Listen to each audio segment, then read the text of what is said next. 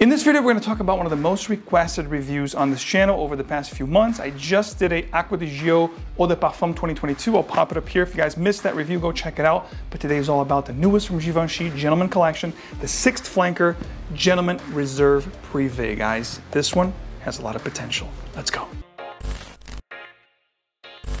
Welcome back to another video. Max Forti here. If you love to smell great and make a great first impression, this is a great place to be. And of course, smelling great is a great place to start. Today we're talking about the newest from Givenchy, Gentleman Privee, Gentleman Reserve Privee. Big name. Is it a big fragrance? Let's find out. But before we get into it, I want to let you know that this is readily available now in the United States and North America. For a while there was kind of hard to find, so you can actually pick this one up. If you want to pick it up retail, you can, but I would actually highly recommend you guys check out 𝗿𝗏𝗏 to pick this up at a great price. I'm gonna have this link below. If you guys want to check it out, feel free to do so. As far as the presentation goes, the box itself, there's nothing really special. It's a matte finish, blackish kind of a box with the golden or bronze appointments. It says Reserve Privee Eau de Parfum. It is an Eau de Parfum concentration. Again, a nice box, but nothing really to it. The bottle itself is going to have this gradient from darker to lighter. What they did here, though, compared to other Givenchys from this collection, it is less thick glass now. They thinned up the glasses around it, and actually, there's more juice area as opposed to more glass. The other glasses, if you compare this side by side with another 100 ml bottle, you're gonna see that the base here was thicker with glass. Really love the presentation, thick glass, beautiful sprayers. Been wearing this for quite a while now. From the last time I gave you guys, my first impressions in this fragrance. Comes in 2 sizes, 60 ml or 100 ml like this one. And the prices will vary between 86 or 106 unless you go the discounted route that I spoke earlier in this video. Now the opening here, guys, $1 million. Smells amazing. When you smell this, if you have a seasoned nose, if you guys have tried a lot of the fragrances that possess, the patchouli, the iris, the cocoa vibe, you're going to attest to a somewhat quote-unquote familiar essence or scent profile. That is true. However, there's other things in here that will actually differentiate this fragrance from other fragrances that are similar to this one. And what are those elements? Let's talk about it. So it opens up creamy, the iris facet here, which gives the scent a semi makeup-y vibe that we all come to become accustomed to with the iris, orris butter. It's going to be very buttery, very creamy, makeup-y, lipsticky kind of a vibe, which I love. What comes to mind is Dior Homme, Dior Homme Intense, all those Dior Parfum, those Dior-ish kind of fragrances, which I've said before in the first impression of this fragrance, that I truly believe that Givenchy now, when it comes to designers, is doing a great job because they're taking the spot that Dior left when they reformulated the whole Dior Homme collection, which we can talk about in a different video, but they're doing a great job with these iris-infused fragrances. So we've come to terms that Dior has dropped the ball, Givenchy picked it up and ran with it. Of course, that's what we're gonna get here, a beautiful iris.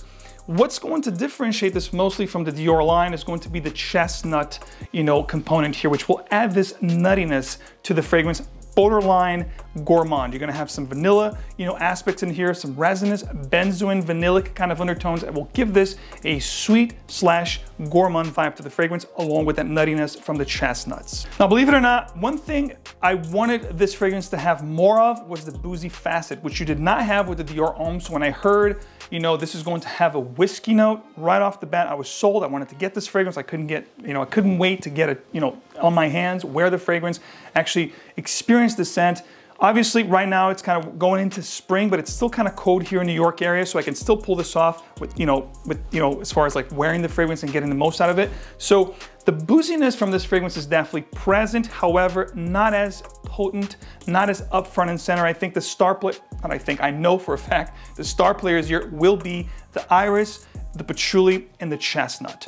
As you approach the base, you also get a little bit of a suede leather-like feel to the scent, which is absolutely heavenly, top-notch, top shelf, high-end stuff, smells amazing.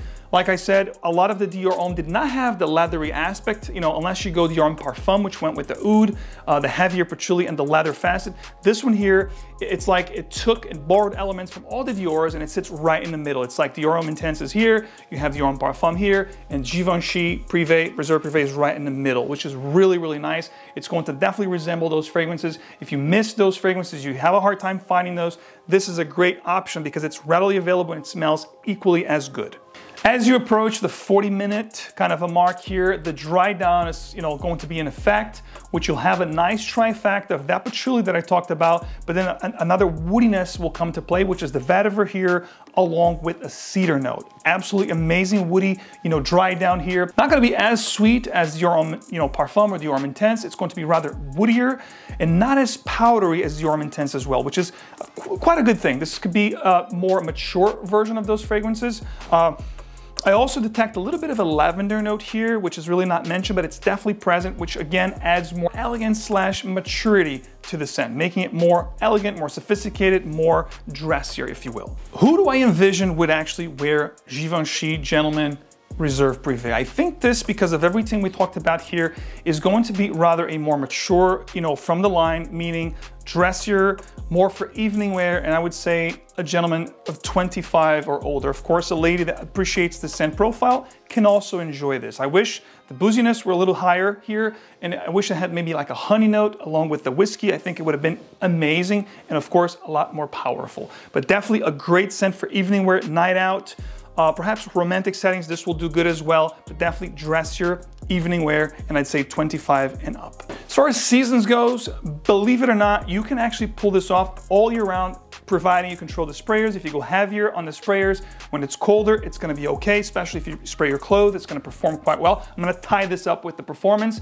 I got about 6 to 7 hours longevity and about 1.5 to 2 hours projection. It's not a beast, so like I said, spray your clothes when it's cold out and it's gonna do well for you.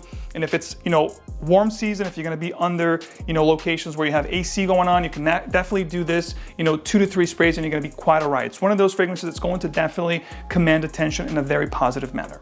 Overall assessment here on Gentleman Givenchy Reserve Privee, it's a very good release. I think on my first impression, I gave it a 9 out of 10 if I'm not mistaken. I'm gonna say 8 out of 10. Again, if that booziness was more powerful and it had maybe like a honey infusion to add this really nice emphasis on the gourmand aspect of it, I think this would have been a beast, and I would have given this a 10 out of 10. But I think 8 out of 10 is actually not bad. I think it's a great alternative for Dior Homme Parfum, for Dior Homme Intense. If you don't like those, you wanted something a little bit more masculine, a little bit woodier, a little bit more leathery, this is going to be a great fix for you. However, if you already own those fragrances and you love those, perhaps this is going to be redundant. I'd say try it before you buy it. You can do that very well with Perfume.com. Details below. You guys know the drill. Enjoy it. There's always codes. There's always special things for you in the description of the videos, so don't forget to check those out.